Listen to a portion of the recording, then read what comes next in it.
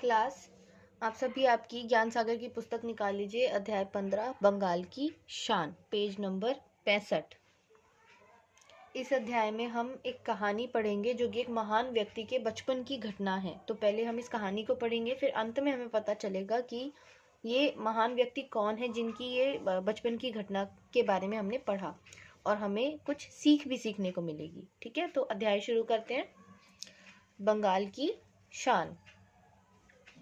अंग्रेजों के समय की बात है। भारत पर अंग्रेजों का राज था। ये कब की कहानी है? जब भारत पर किसका राज था? अंग्रेजों का। मतलब भारत की अपनी कोई सरकार नहीं थी, कुछ नहीं था। अंग्रेज हम पे राज करते थे और जो अंग्रेज कहते थे वो हमें करना होता था। ठीक, हम उनके गुलाम थे। ठीक, इस तरह से आप बोल सकते हैं। भारतवासी उनसे बहुत डरते थे। जो भारत के लोग थे वो अंग्रेजों से बहुत डरते थे, क्योंकि अंग्रेज बहुत अत्याचार करते थे भारतीयों पर। हमारा देश बहुत गरीब था, इसीलिए शायद अंग्रेजों ने भारत पर कब्जा लंबे समय तक करके रखा। लेकिन जब वो भारत में आए थे तब भारत की दशा इतनी खराब नहीं थी। भारत के गरीब होने का एक कारण अंग्रेजों का भारत पर कब्जा करना, भारत पर राज करना, भारत को लूट लूट कर लेकर जाना, भारत की हर चीज़ को अपने देश में पहुंचा देना, ये कुछ ऐसे कारण थे जिसकी वजह से भारत देश बहुत गरीब हो गया था। कोई भी अंग्रेजों की बुराई नहीं कर सकता था। अब राज ही अंग्रेजों का था, चलती ही अंग्रेजों की थी, तो उनकी बुराई करने का तो कोई सवाल ही नहीं उठता। अंग्रेज भारतीय लोगों से बहुत बुरा बर्ताव करते थे, जैसा मैंने आपको बताया। क्योंकि उनके हाथ में पावर थी, उनका राज था, तो वो भारतीयों से बहुत बुरा बर्ताव करते थे। वे भारतवासियों का अपमान किया करते थे। भारतवासी जो भारत के लोग हैं, भारत में रहते हैं, वो क्या करते थे? भारतवासियों का बहुत अपमान करते थे। जो अंग्रेज थे, माताएं और बहनें घरों में छिप कर रहा करती थी। मतलब इतना ज़्यादा माहौल ख़राब था कि जो औरतें थी, भारत की जो लड़कियां थी, वो घरों में छिप करके रहा करती थी। शिक्षा की व्यवस्था भी बिगड़ी हुई थी। जो शिक्षा की व्यवस्था थी वो भी बहुत ख़राब थी। ऐसी कोई अच्छी शिक्षा की व्यवस्था भारतीयों के लिए अंग्रेज़ों ने नहीं की थी। कटक में एक बड़ा स्कूल था, उसमें अधिकतर अंग्रेज़ों के बच्चे ही पढ़ते थे। कटक में एक बहुत अच्छा बड़ा स्कूल था जिसमें केवल ज़्यादातर कौन पढ़ते थे? अंग्रेज़ों के बच्चे।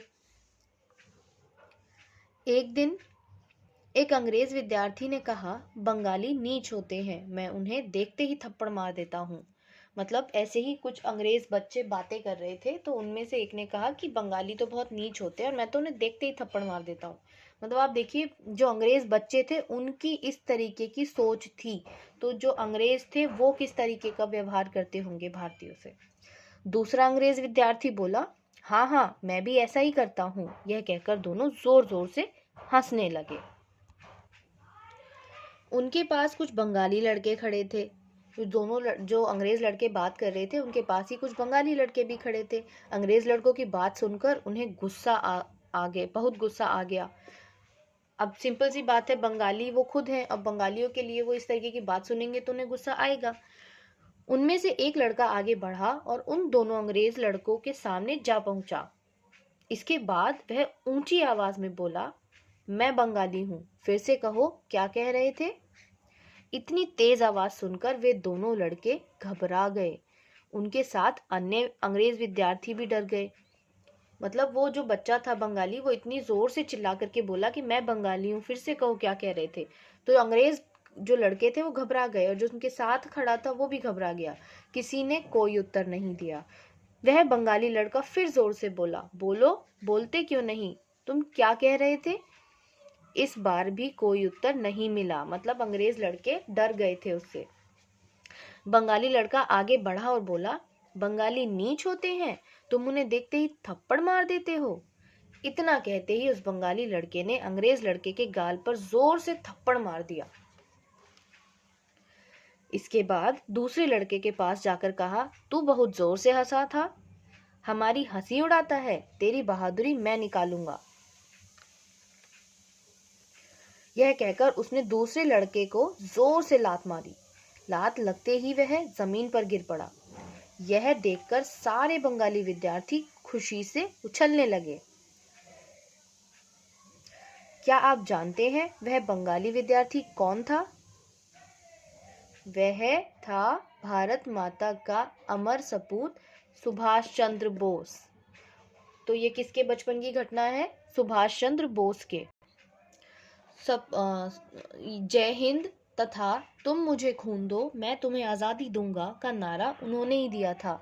मतलब सुभाष चंद्र बोस बचपन से ही इतने गर्म मिजाज के व्यक्ति रहे हैं कि उन्हें कभी भी गलत जो भी बातें हैं, जो भी चीज़ें हैं, वो हमेशा से ही बर्दाश्त नहीं हुई और उन्होंने बचपन से ही उसके अगेंस्ट एक्शन लेना शुरू कर दिया था। और फिर आने वाले समय में उन्होंने भारत की आज़ादी के लिए, भारत को अंग्रेज़ों से आज़ाद कराने के लिए बहुत महत्वपूर्ण योगदान भी दिया। ठीक है, और उन्होंने अपने नारे भी दिए, जैसे जय हिंद, ठीक है, तुम मुझे खून दो मैं तुम्हें आज़ादी दूंगा। इनके नारे से ही आपको क्लियर हो गया होगा कि वो क्या चाहते थे कि लोग इनको सपोर्ट करें भारत की आज़ादी में और खून बहाने से भी ना डरें।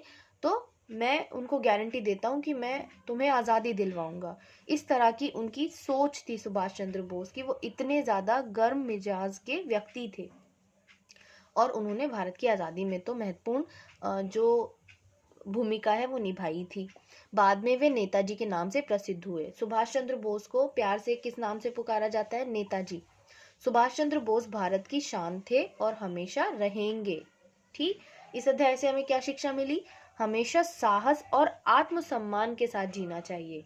हमेशा हिम्मत के साथ, साहस के साथ और अपनी सेल्फ रिस्पेक्ट के साथ, आत्मसम्मान के साथ जीना चाहिए। जहाँ भी आपकी सेल्फ रिस्पेक्ट कॉम्प्रोमाइज़ होती है, आपकी सेल्फ रिस्पेक्ट खराब होती है, वहाँ पर आपको एक्शन लेना चाहिए। लेकिन मैं आपको ये सजेस्ट नहीं करूँगी जैसा सुभाष चंद्र बोस जी ने किया कि उन्होंने अंग्रेज़ लड़कों को थप्पड़ मारा या लात मारी। वो उस समय की दशा थी।